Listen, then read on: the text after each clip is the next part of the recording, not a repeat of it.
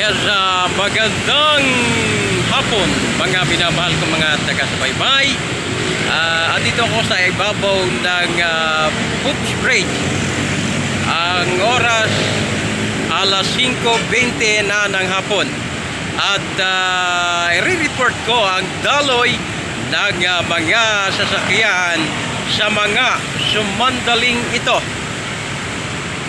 So, banayad naman ang daloy ng mga sasakyan sa mga sumandaling ito na nanggagaling Cubao patungong dito sa may sa Commonwealth Avenue at tatahakin ito ang patungong Fairview. At pagdating na Sandigan Bayan, ito ay kakanan at tatahakin ito ang batasan Constitutional Road palabas ng Banaba at papasok yan kung ito'y kakanan ay papunta itong Marikina at kung kakaliwa ito ay patungong San Mateo Rizal.